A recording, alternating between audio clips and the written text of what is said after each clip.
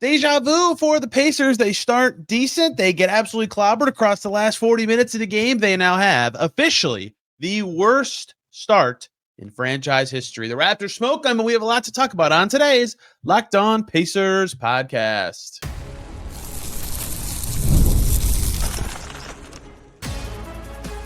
You are Locked On Pacers, your daily Indiana Pacers podcast, part of the Locked On Podcast Network, your team every day.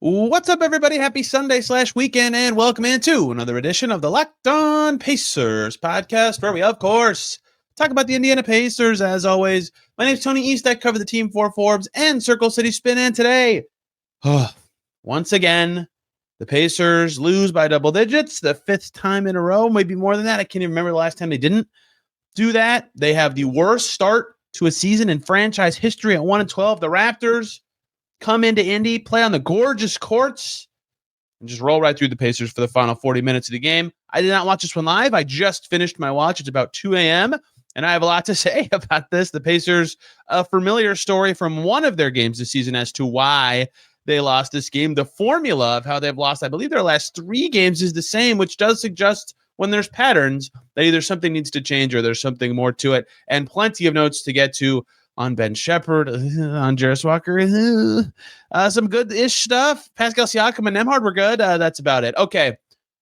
Oh, boy. 1-12. The Pacers have never been worse than 2-11 through 13 games. It's officially the worst start in Pacers history. And tonight, the loss that got them officially to that point was very much like their Hawks game to me. They couldn't guard. They couldn't play with enough speed. Just a lot of inattention to detail kind of stuff. Remember that Hawks game? The Hawks had almost 80 points in the paint. Guess how many the Raptors had tonight? 78, almost 80, 2 away. And in transition, where to be clear, the Raptors are one of, if not the number one, I can't remember exactly, teams in the league in scoring. 33 fast break points for the Raptors. Of course, the Pacers missed more shots. There's more chances at fast break points for the Raptors, but not that many. The turnover battle was close-ish. They just ran, and the Pacers did very little to stop it. Guys got to the basket all the time. Even Brandon Ingram, who you think of as a jump shooter, took 10 twos, and a lot of them were 8 feet and in. Scotty Barnes at the basket. Pirtle took 9 shots. 10 twos for RJ Barrett. Emmanuel Quickley was slithering around, although he didn't take that many twos himself. Colin Murray Boyles got there a bunch. Grady Dick just flew up to the basket in transition a couple times late in this game. They just were losing guys. They couldn't stay in front of guys, and that's been a problem for them of late.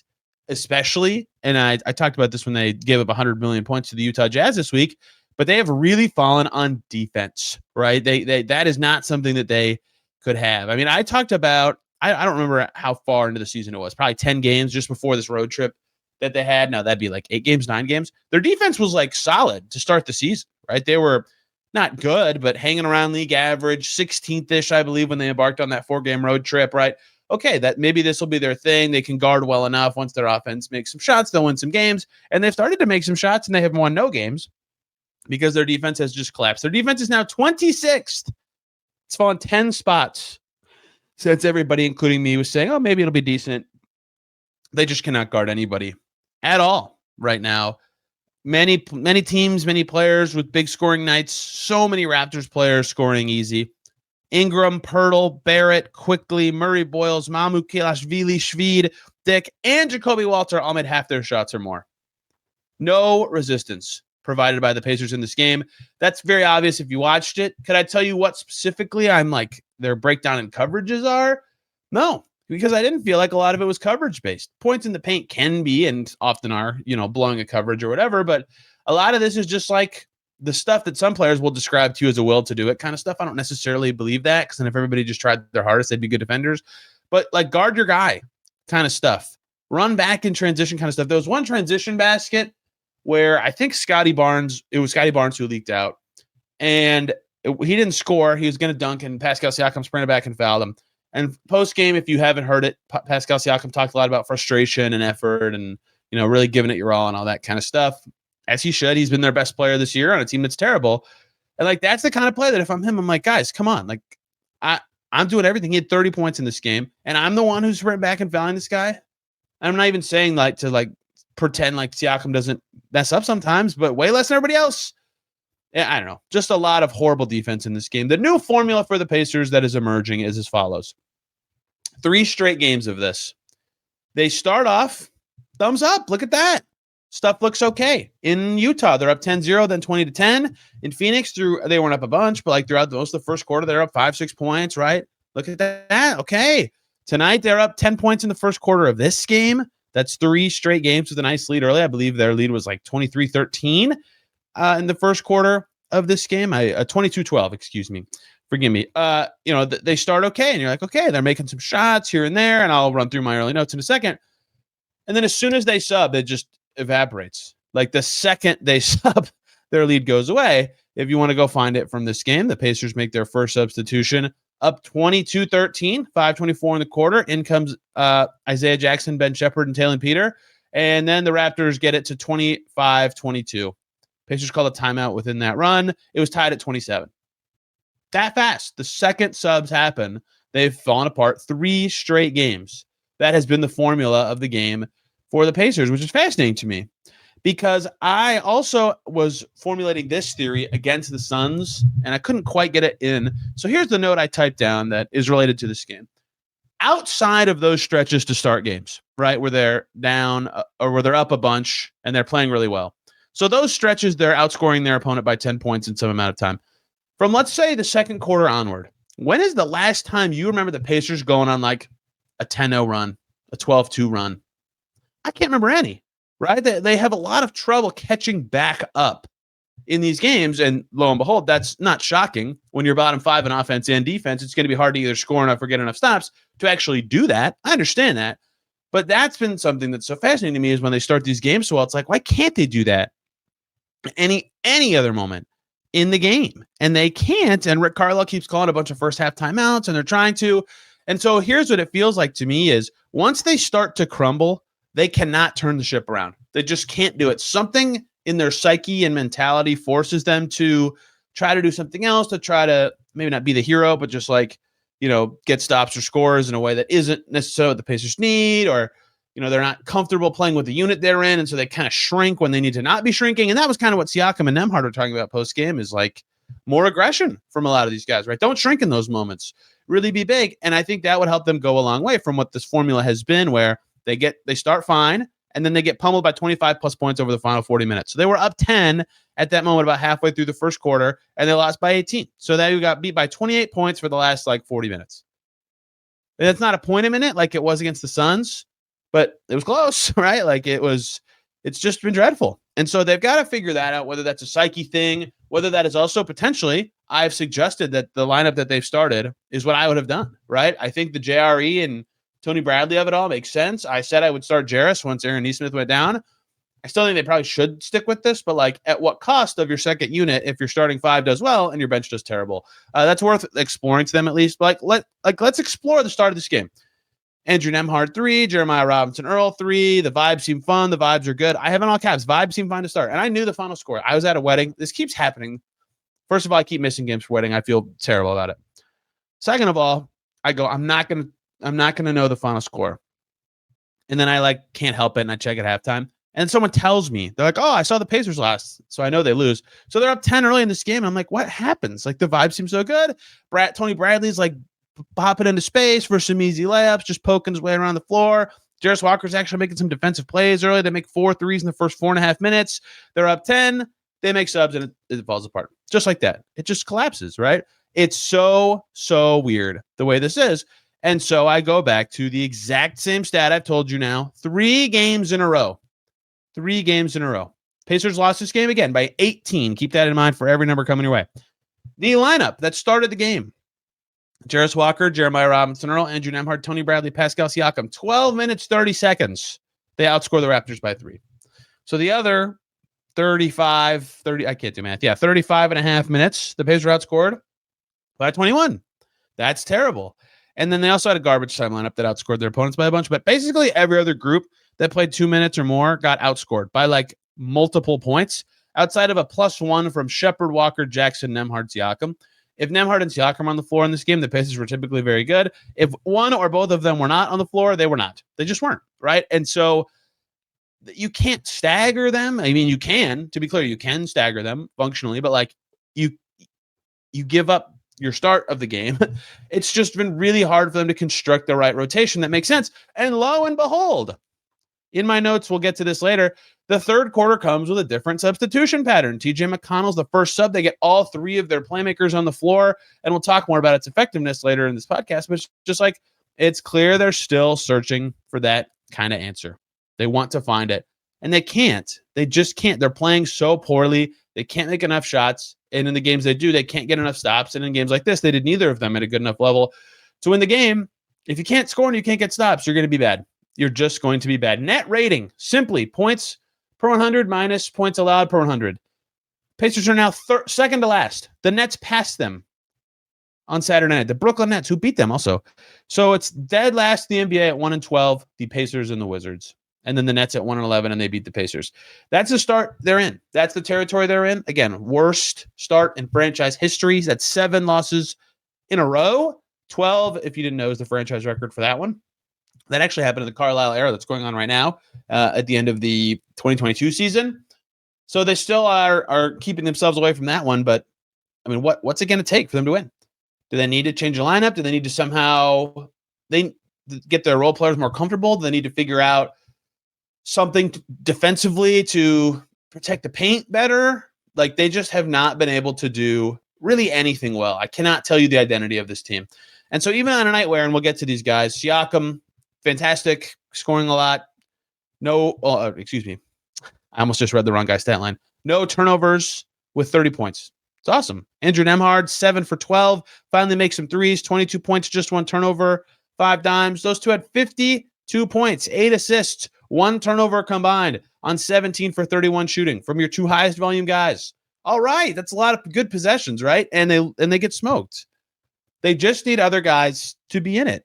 2 for 9, from Jarace Walker, 2 for 7 for Taylor Peter, 4 for 11 for TJ McConnell, 3 for 9 from Huff. Those are their next 4 guys in shot volume. And then it's Robinson Earl, who's just the most solid player ever besides his 4 turnovers in this game. They just have got to get more from that crew. They have to, because they're not doing enough on offense or defense as a team to have role players struggle. And when their role players are struggling, then they can't afford to have one of Nembhard or Siakam off the floor. Every time that happened in this game, the Raptors extended their lead quite a bit. The Raptors are decent. The Pacers are not. It doesn't get any easier for this Pacers team. But on the bright side for the Pacers, nobody got hurt in this game. And Aaron Nesmith's timeline, well, we'll find out more. But 4 weeks-ish is what Rick Carlisle said pregame. So that's great news after how that knee injury looked. We'll see what that means come mid-December now. Okay, let's talk about a lot of other stuff from this game. Jarace Walker, Ben Shepherd notes, some stuff I did and did not like. Siakam and Nembhard just killing everybody. Some stuff late in the game that I went, And an emerging future transaction that I would like you to keep your eye on. It's all coming up here on Locked On Pacers. But first, everybody, we got to talk about Robinhood. If your ambition has met its match with Robinhood, you play for the win, not just on game day, every single day. Locking in on every opening, beating your PR, beating it again. Channel that drive into your money. Robinhood puts you in control of your money. Trade stocks and ETFs, options, futures, and crypto all on one platform. You can now build and execute your own trades from a desktop with Robinhood Legends advanced tools, or take advantage of the new Robinhood strategies with a tailored portfolio managed by a team of experts. You expect more from yourself. Expect more from your money. Get started today at Robinhood.com/yourmoney. Again, that's Robinhood.com/yourmoney. Your money, your move. Let me also tell you about Game Time. Best way to get tickets for NBA games. Basketball season is here. Nothing beats being in the arena for those opening ones to start the season, but getting tickets can be a headache. Between waiting in queues, surprise fees, prices that jump right before checkout, it's easy to get frustrated. You just want to cheer your favorite team on. Game Time is here to help. The app that gives fans the advantage, your ultimate life hack for scoring amazing NBA tickets fast, easy, and stress-free. You can use it to get seats to Pacers Hornets coming up this week. Get great seats in minutes. What you see is what you pay. There's no hidden fees on the back end. You can see your seat view in the app before you check out. They have zone deals. So you just pick, hey, I want to sit here in this area. And they'll be like, hey, this is great. You can even find NBA tickets for under $25. Take the guesswork out of buying NBA tickets with Game Time. Download the Game Time app, create an account, use the code LOCKEDONNBA for $20 off your first purchase. Terms apply. That's code LOCKEDON NBA for $20 off. Swipe, tap, ticket, and go. Back here on Locked On Pacers. Thanks for making this your first listen today and every single day. Make Locked On Raptors your second listen. Sean Woodley will tell you about the surprisingly, except not to me, I predicted a good Raptors team, decent Toronto Raptors. Look at them. Finally, the vision of this team has come together. I saw family members at this wedding I was at on Saturday night who listened to this podcast, and many a review about how fast I talk. I would just like to say, sorry, I can't help it. I have so many things I want to say in such a little time to actually say it. I appreciate my family members supporting me. Okay, a couple things that stood out to me in this game. Let's get to individuals first, and some of the young guys that continue to be important for the evaluation of the Pacers, even when they're playing bad. Ben Shepherd, Jarace Walker, two of them. Ben Shepherd, I'll start with him. Look, he starts the game guarding Brandon Ingram. I just lost my train of thought mid-sentence for some reason. And that went poorly. He didn't guard Brandon Ingram very well at all. And Ingram was just kind of wiggling his way into the paint or just shooting over him. Ben Shepherd goes 1 for 5 himself. Like, it looks really ugly to start his stint. The shot looks rough. He has an ugly turnover, really ugly turnover. They call a timeout right after it. And then he makes a 3 later, and they put him on Emmanuel quickly. And I'm not saying he did well, but he did much better. And it just reminds you in a moment, like, okay, when Ben Shepherd is just a catch and shoot guy and he's defending a guard, he's like, okay, right? And then it's like, well, they can't do that right now. They cannot have him be in that role. They want him to defend guards and catch and shoot threes. Right now, he's guarding Brandon Ingram and he's driving to the basket. In other games, he's guarding bigger players or better players, right? Oh, here you go. Guard Dylan Brooks, guard whoever. And that is, to be totally clear, Ben Shepherd is playing bad this season. As a big Ben Shepherd believer and defender, he's playing bad this season. He can't make anything. I think his defense has been among the worst it's ever been in real games. He is not playing good basketball at all, right? But this train of thought of just he's totally playing a different role. He's guarding better and bigger players than he ever has before. How much is that contributing to his struggles? And then you can do that for the whole roster, right? This is a bad thing. But Jarace Walker's doing it too, right? He has reps at the 3 and the 4, but he's guarding better or bigger players. He's been tasked with different kinds of shots he's supposed to be taking. And don't get me wrong, if you're the Pacers, this still is helpful to know. You want to see them in these bigger roles with different responsibilities and say, yeah, can you do that? Can you do this? You want to know. You'll walk out of the season knowing what you have with these guys. But just contextually, you see them for just 5 possessions. It's oh, he defended Emmanuel quickly. Good there. And oh, he made a corner 3. It's oh, yeah, he can do that. That's all he did before when the perception of him was much higher. And I think that that's true of every player, including Jarace Walker, who's just having a tough time. But in this game, some other stuff happens.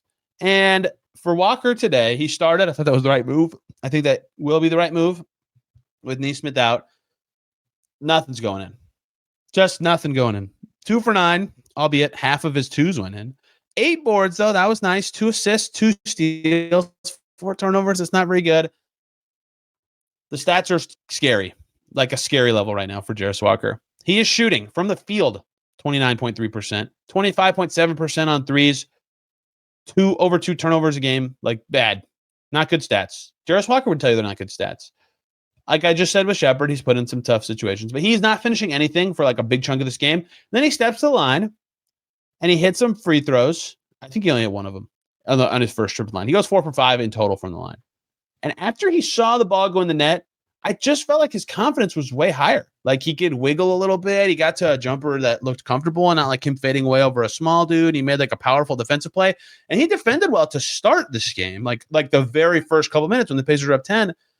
So then you look and you're man, he was 2 for 9. They lost his minutes by 7. He had some ugly turnovers. And it's he has good moments in a game like that. It's just, he's got to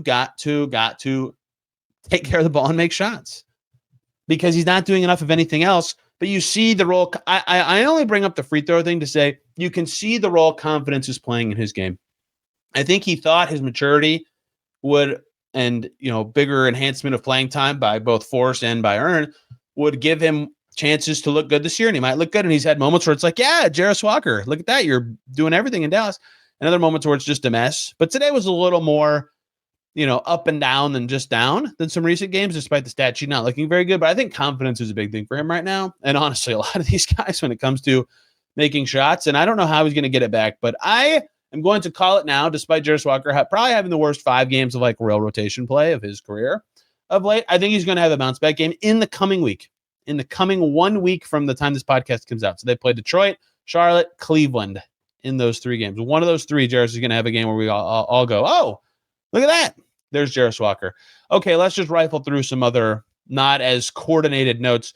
Really pretty after timeout play from Rick Carlisle to get Taylor Peter a 3 earlier in this game, which is 1, a cool play that I wanted to note. And 2, Taylor Peter gets the call up into the rotation with Aaron Nesmith out. Walker starts, Peter in the rotation. Peter made it 3, 4 assists, but he was 2 for 7 from the field. His defense is not as good as it felt like it could be at times this season. One play where he got caught on the side of the court with Isaiah Jackson late in the shot clock, and neither of them had any idea what to do. I mean, they were just completely lost. And they tried to do like a little pick and roll, and it got them nothing, and then he just threw a grenade to another player. It was a mess. Okay, different sub pattern. Let's keep an eye on this, right?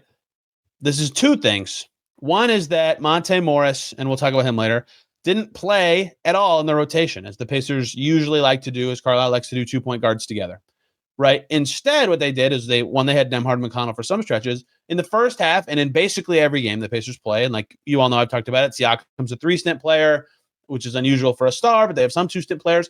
So usually their first sub, Siakam goes out, they switch centers, and then maybe they'll do like Shepherd in there, maybe not. So this game, for example, their first subs in the first quarter, Walker came out for Shepherd, Siakam came out for, I can't remember the exact players. Okay, the first 3 guys that came into game were Isaiah Jackson, Taylor Peter, and Ben Shepherd, right? And that's typical. In the second half, in the third quarter, I guess, to be more specific, TJ McConnell was the first sub off the bench into the game. They did McConnell for Walker, Shepherd for Bradley, and Jackson for Robinson Earl. The who for who does not matter. Those were the 3 in, 3 out. And that's only slightly different, but they kept Siakam in. And part of me wonders if Rick's just trying to get like as much playmaking on the floor as possible at the same time. Like, can that juice the offense enough that even if their defense stinks, the game can be played at a pace they like or anything to that effect? I would like to keep an eye. I'm putting a pin in that change in subs just because when they had 2 point guards and Siakam together, it's like I mentioned staggering Nembhard Siakam earlier. You can't, but if you do that, you can maybe grow a bigger lead and make it tenable to stagger them. Who knows? Okay, here's some other notes that you will just laugh at because you watched the game. Mid-second quarter, I have a note that just says, dog, only Siakam can score. And then my note early in the third quarter was, okay, only Drew and Siakam can score. I mean, those 2 did all of it. I mean, they almost had half their points. Late in the game, they did at one point. They had 52 of the 111. I mean, they were great. They were getting to spots, making stuff, moving to defense. Anyway, the 10-point lead, came late in the third quarter. And I went, it's like the Suns game a little bit where they get it closer in the third. They got it to 7 points. I think Jay Huff hit the 3 to get it to 7. And then the Raptors score 6 in a row quickly on a transition fest, and the game got out of hand quickly, and the Raptors won by 18. I mean, this game, the last couple games really have all followed the same formula, the same struggle points for this team. Just so bizarre. Their defense has just fallen off a cliff, and that makes runs like that possible. Then there was some stuff in the fourth quarter that I just thought, oh man, like what is that effort level? 8:45-ish to go. 8:44 to be exact. Missed shot from RJ Barrett. Jay Huff's under the basket. Rebounds right in front of him. Jakob Poeltl runs in from somewhere else and gets it. Like, Jay Huff did not just go get it. 2 50-50 rebounds later in the quarter. Jarace Walker right at the ball for both. And both go out of bounds. He did not get either of them. He loses 2 50-50 boards. Just like, guys, get it. Get the ball. I know the game's over and it's hard to not be in a malaise when you're 1-12, but get the ball. Last one, Monte Morris. When they signed him, they did not have McConnell or Nembhard. I don't remember how many games they played with neither of them with him. I think Nembhard came back in his first game in Denver. So he was the backup point guard for a second there. Today, he plays the final 4:32 for his only minutes of the game. No rotation time, I believe, for the first time for him with the Pacers. He's played double-digit minutes in his other 4 appearances with this team. So when they signed him, they needed a point guard. They needed a point guard. Now Nembhard's back, McConnell's back, Dennis is playing. They don't need a point guard as much.